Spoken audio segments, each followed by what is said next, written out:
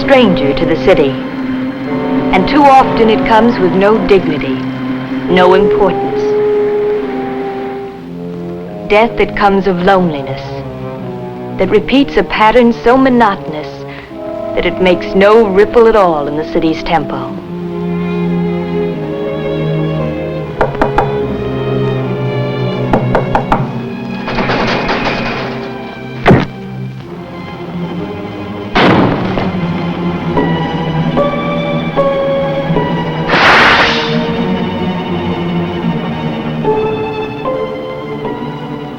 A girl, tired and desperate.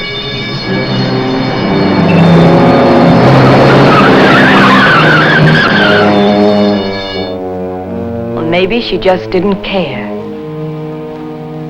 I only heard about the girl after she died, but I did hear about Lieutenant Kirby. And I knew I had to meet him.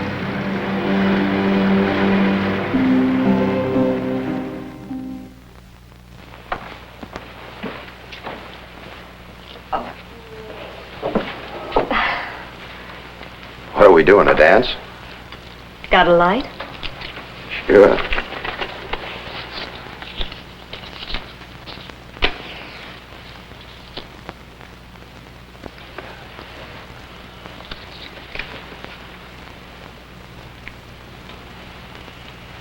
That's a generous thank you for such a small favor.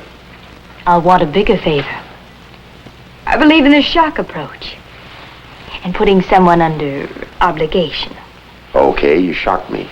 Much obliged. I doubt if you shock that easily, Lieutenant.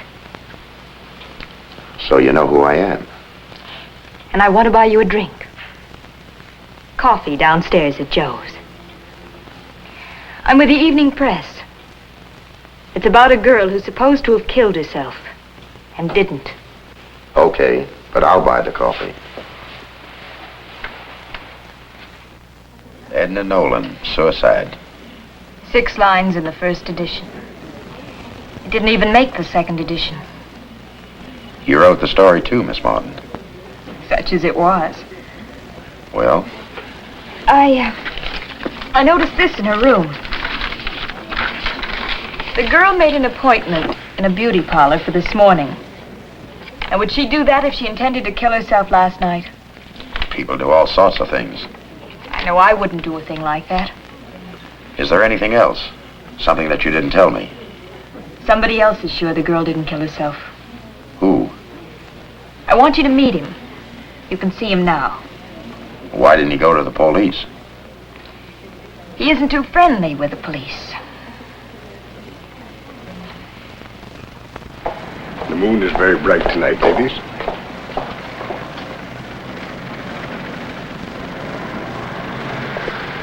That the man you met? Yes. He lives at the Grandview Hotel, too. Yeah. He's known to everybody as the Moonman. That little fraud's name is Jonah Woods. You know him? I know a lot of people. Moonman is much more romantic. Why is he a fraud? I know many people who read cards and palms and tea leaves.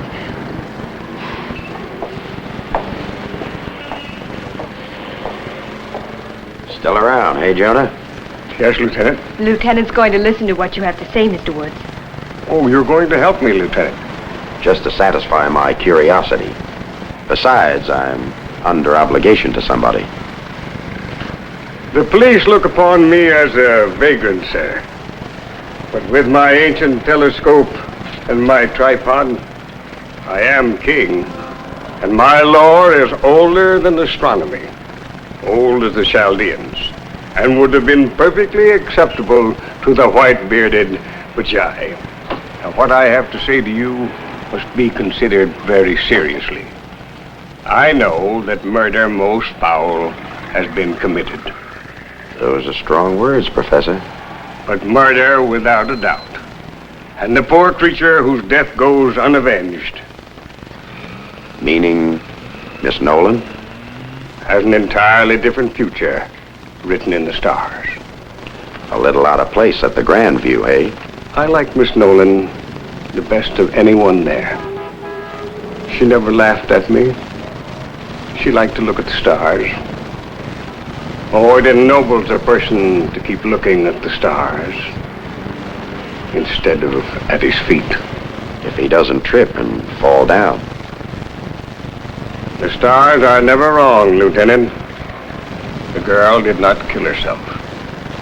And I will never have peace of mind until I have done everything that I can do to prove it. A man must have something to live for in this life.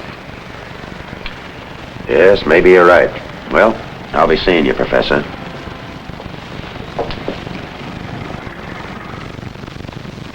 Forget it, Kirby. It had to be suicide. And the moonman of all people should have no doubts. How come, Captain? Well, it seems this Edna Nolan decided to have a little party in a room at the Grandview. So she invited 4 men. Johnny Madrid, in whose nightclub she worked as a cigarette girl. Johnny Madrid? Yeah, the thorn in the DA's side. And then Harold Bricker, the sales manager, well-to-do, married, and the sort of boyfriend of Edna's on the sly. I'm afraid she was the kind who had that man wanted look in her eyes. You said there were 4 men.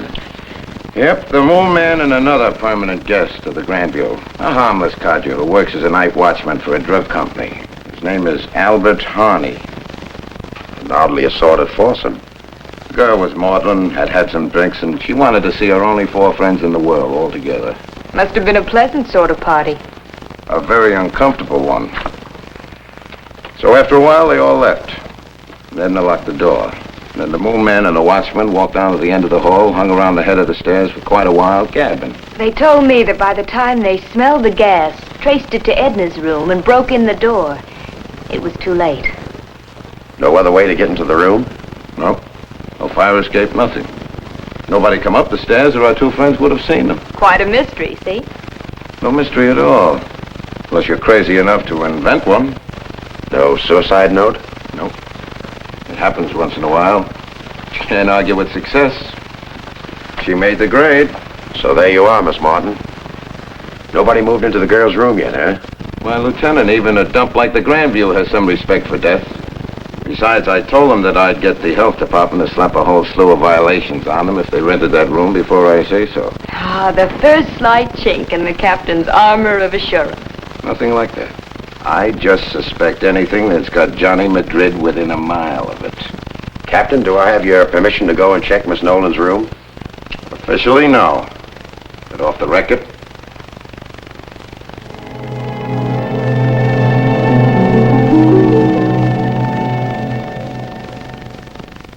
Life in the big city. Well, at least she tried to dress it up.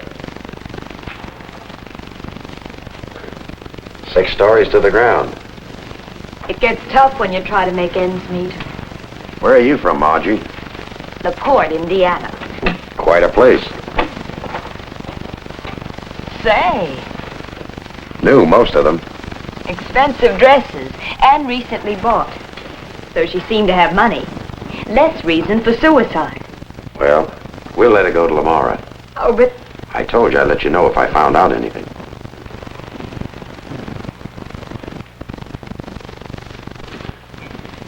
No, not getting up, Lieutenant. Just going to bed. I won't take long. That's okay. She was a real friendly girl, Edna was. Would say hello when we'd meet in the hall, things like that. You're the night watchman over at Spangler's. Spangler Drug Company, yes. The patent medicine people? Well, they started that way. I've been with them for a long, long time. Now they turn out all sorts of things. Newfangled drugs with names I can't even pronounce. It seems that Miss Nolan got hold of quite a bit of money lately. You wouldn't have any idea how she got it. No. Or why she was so unhappy the day she had so many of her friends over. That's something that's puzzled me ever since. An awful tragedy. Awful. I see. Well, thanks a lot, Mr. Harney. Anytime. Just a nodding acquaintance, Miss Nolan was.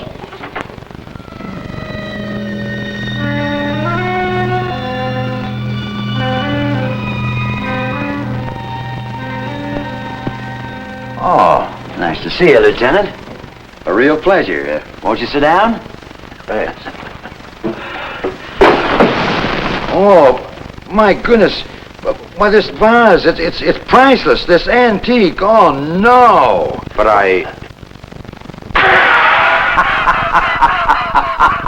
It worked. It really worked. It's our newest gadget. Real zowie. The guest demoralizer. I pulled this piece of 5 and 10 cent junk off of there with this invisible thread. Oh, this will make all of the guests want to fall right through the floor. You must have a lot of friends. Oh, I just love a good joke. I'm here to talk about Edna Nolan. Edna? Miss Nolan? Yes, you can relax. I'm sure you got nothing to worry about. Oh, well, now, don't get me wrong. There was nothing serious between Miss Nolan and me. No, sir. You don't happen to know about a windfall Miss Nolan had recently, do you? Windfall? Money. Quite a bit of money. Are you asking me if I paid Miss Nolan blackmail money? Sorry. It was just a theory. Of course, why she asked Johnny Madrid over is something to make you wonder. Why, even talking to that man is like taking a cold shower on top of Pike's Peak. Johnny Madrid and Edna. If you're trying to tip me off on Johnny Madrid, don't try so hard. I have him on my list. Leaving so soon, Lieutenant? I'll be seeing you. Was a nice girl, Edna. Too bad she couldn't take it. Take what, Mr. Madrid? Whatever was bothering her, Lieutenant. You're a man of many rackets. You're saying that, not I. You're supposed to be a big shot. Miss Nolan was just a cigarette girl. But still, you came to that cheap hotel the minute she called you. Why? She was a very pretty girl. Besides, I'm democratic. I'm a pal to everyone who works for me. What did she have on you? She mentioned to another friend you've been very generous to her lately. You're a liar. As a matter of fact, I am.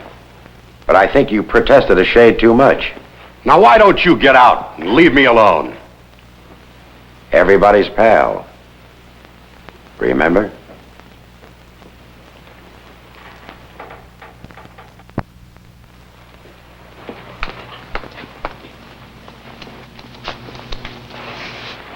Oh, surprise. I told you not to follow me. I give you the story when I had it. Yes, sir. Well, I had to be ambitious to leave LaPorte, Indiana. All right, come on.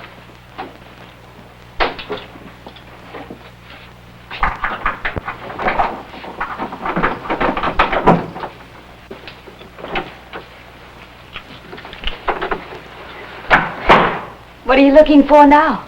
Facts intrigue me. Edna locked that door. Nobody else could have come in. Nothing but the best at the Grandview. A gas heater in every room. What's the matter? This gas line comes from out of the wall. Loses itself under this rug. Behind the heater. I don't want to be the kind of girl who doesn't understand, but I don't understand at all. Wait.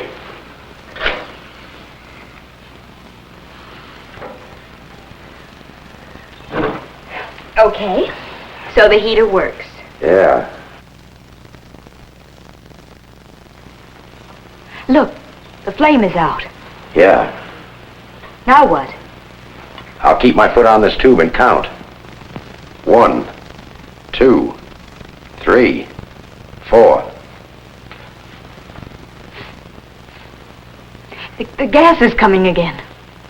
But the fire is out, and the gas is coming into this room. This had to be the way it was done. Edna was murdered. Yeah, but by whom? 4 men came to Edna's last party. 4 men.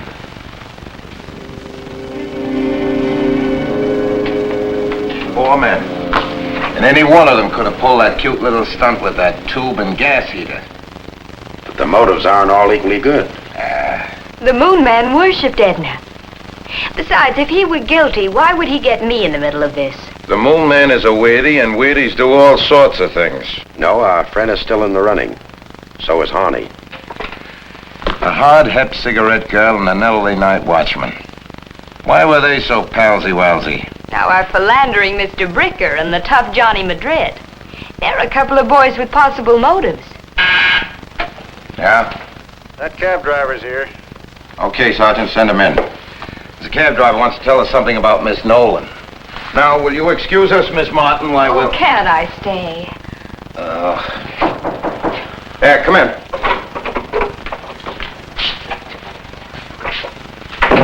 Okay, cabby, talk. I was reading about the Nolan dame, see? And I remembered something. That's all. Yeah? What? Wednesday afternoon, the day before she did the Dutch act, I drove her to the Spangler Drug Company. Spangler? Yes, Honey. Well, she walked all around that place, looked at it very carefully. Suddenly, she smacks herself on the forehead. You know, like this. Like she suddenly remembered something she should have known before. And she makes a beeline for my cab. Did she say anything? Not to me, to herself. So that's it, she said. Well, well. Is that all? Then she asked me if I ever know what it felt like to have all the money I ever wanted. Imagine asking me.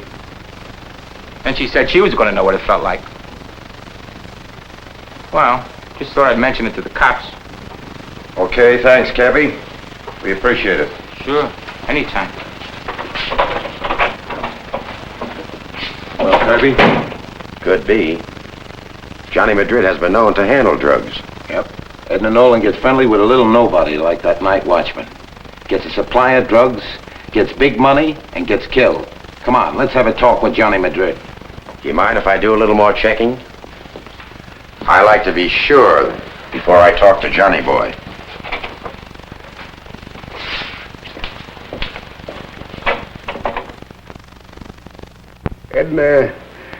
Edna never laughed at me.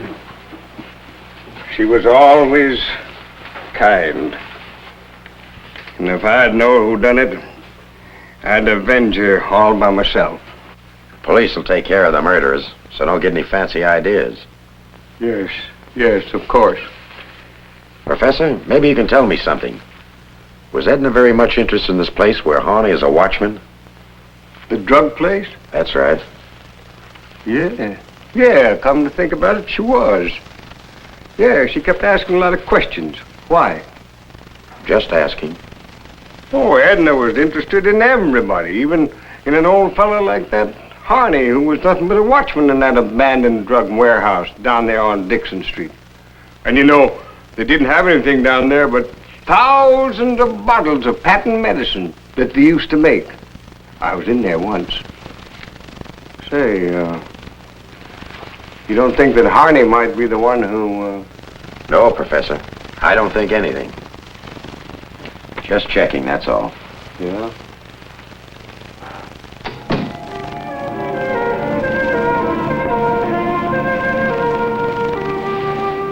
Well, we ought to know pretty soon. Yeah, Spangler said it'll only take a few minutes to check. Last time they took inventory was a couple of weeks ago. A pipeline to a source of supply. This'll be worth a lot of money to Johnny Madrid. Sure, steal all the drugs you need and you're sitting pretty. After you kill the only person who could put the finger on him. Or blackmail him. Well, Mr. Spangler? Have all the figures right here. Check very carefully. Not one speck of drugs is missing. What? Nope, all safe and sound. Not a penny's worth is missing from our stock.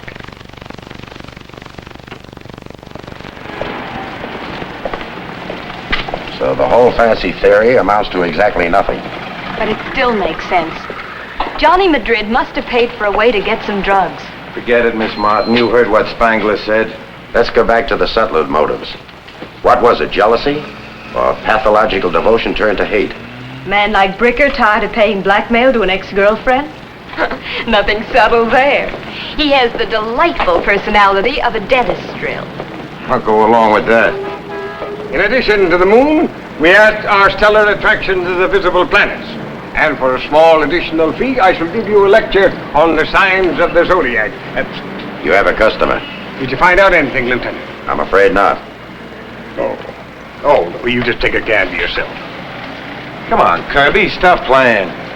And now, up there in the firmament, the brightest of all the constellations, and it's mystic and mysterious. Oh. Easy, Professor. Darn that tripod. No, it's all right. I'm sorry, Lieutenant. Hold it. Saw a sign on that building just a second ago. Sign? What sign? Yeah, let me take a look at that, Kirby. I'll bet that sign has been up there 30 or 40 years. That could be the answer.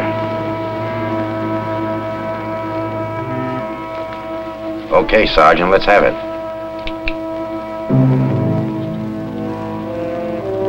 That was the year, huh? Okay, fine. I just wanted to make sure when that Pure Food and Drug Act went into effect. Thanks.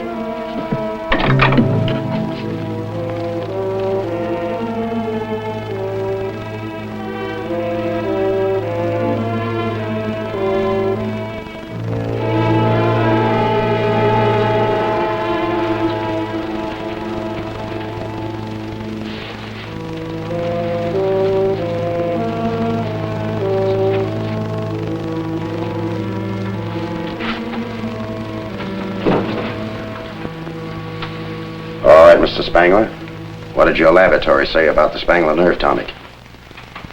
I never suspected. After all, I'm Frank Spangler, Jr. It was my father who made that patent medicine, and my grandfather before him.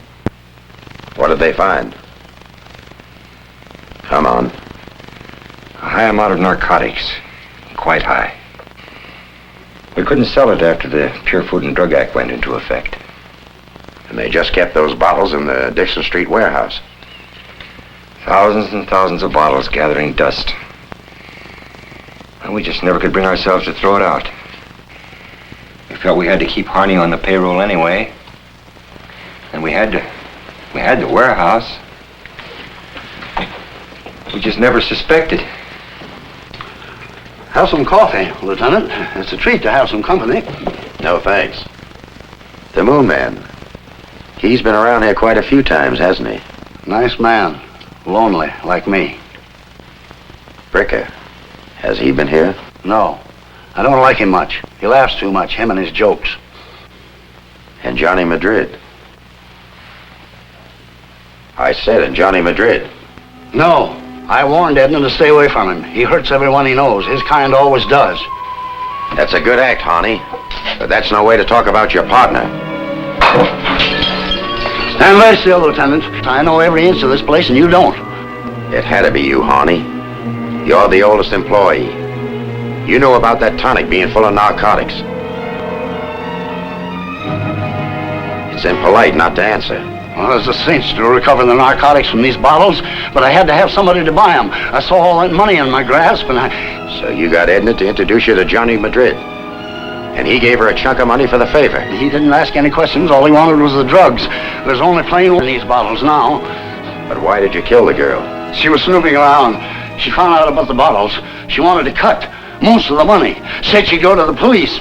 I had to kill her. Oh, sure. You were safe. Even if we found it was murder, any of the other three men would have been a much better suspect.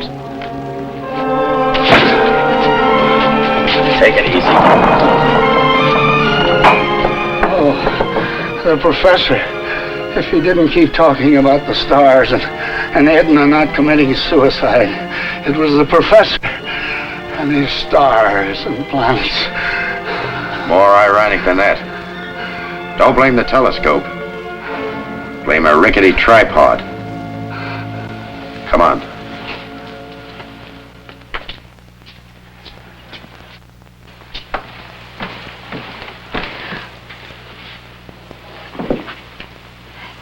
Got a light?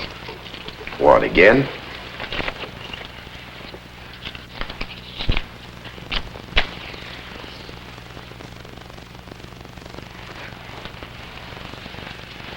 Yeah, I read it. Bricker's scared enough to be a good boy for a while. And the Moonman believes in the stars again. And the story is all tied up neatly. Whether it stays tied up for good is another story.